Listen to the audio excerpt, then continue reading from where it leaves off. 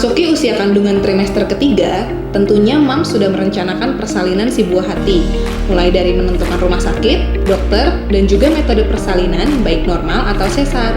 Nah, di video ini kami ingin memberikan guideline mengenai apa yang harus disiapkan mams lebih lanjut agar segala sesuatunya lebih terencana untuk persiapan hari kelahiran si buah hati.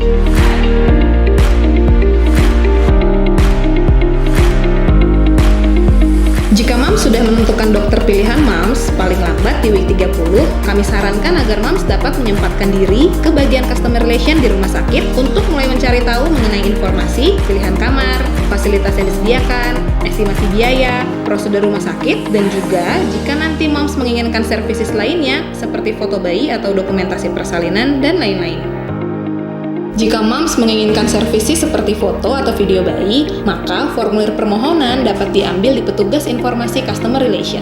Setelah mams memilih vendor yang sudah bekerja sama dengan rumah sakit, maka mams bisa membayarkan DP sebagai commitment fee, di mana mams nanti harus datang kembali ke customer relation pada jadwal kontrol terakhir untuk memulai proses pendaftaran dan juga jika ada konfirmasi pemesanan services.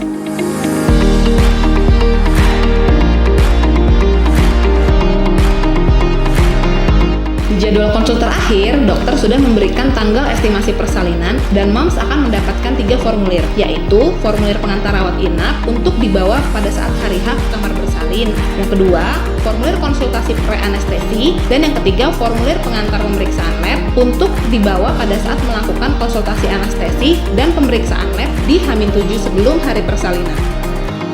Nah, jangan lupa juga, jika mams ada pemesanan dokumentasi persalinan, maka form permohonan harus dikembalikan ke customer relation. Kurang lebih dalam 3-4 hari ke depan, customer relation akan menghubungi mams kembali untuk memberikan konfirmasi mengenai izin peliputan tersebut. Perlu dipahami nih mams, bahwa pada kondisi tertentu, dokumentasi persalinan belum tentu dapat dilakukan.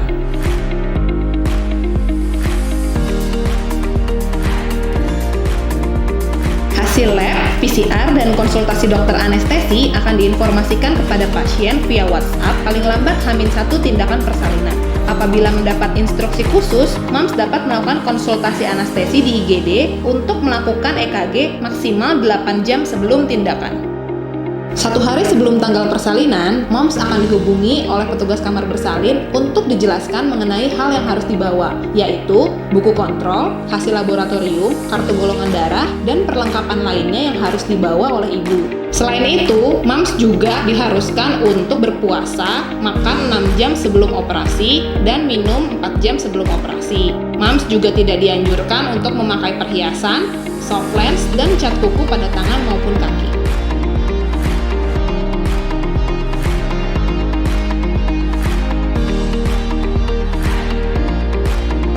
Tindakan operasi sesar, mams diwajibkan datang ke IGD rumah sakit selambat-lambatnya 8 jam sebelum waktu tindakan. Pasien akan diantar oleh perawat IGD ke kamar bersalin. Mams akan diminta untuk menandatangani beberapa dokumen persetujuan tindakan kedokteran, yaitu form kebutuhan edukasi pasien dan keluarga, identifikasi bayi baru lahir, surat permohonan tindakan SC, persetujuan tindakan SC, persetujuan tindakan kedokteran, persetujuan tindakan pembiusan, transfer pasien antar ruangan, dan surat persetujuan pemberian produk darah jika diperlukan. Setelah itu, mams akan diminta untuk berbaring untuk dilakukan pemeriksaan oleh bidan. Saat mams sedang dalam pemeriksaan, DETS akan diminta untuk membantu proses registrasi rawat inap. Suami pasien akan diminta untuk mengisi beberapa formulir antara lain penjelasan tata tertib, general concern, perkiraan biaya operasi, penanggung jawab biaya, surat pengantar rapid pendamping, dan persetujuan rapid pendamping rawat inap. Selanjutnya, suami pasien akan diarahkan ke tenda rapid antigen untuk mendapatkan kartu pendamping pasien apabila hasilnya non-reaktif. Apabila hasilnya reaktif, harus dilakukan penggantian pendamping pasien. Pemeriksaan rapid antigen dapat dilakukan paling cepat pada 3 hari sebelum jadwal tindakan. Setelah proses registrasi rawat inap, pasien akan diantar ke kamar perawatan dan diberikan room tour oleh perawat ruangan. Apabila mams sudah mengambil paket dokumentasi persalinan, maka tim video akan memulai liputan 2 jam sebelum waktu tindakan di kamar perawatan. Nah, 1 jam sebelum waktu tindakan, mams akan diantar ke kamar bersalin untuk persiapan tindakan operasi sesar.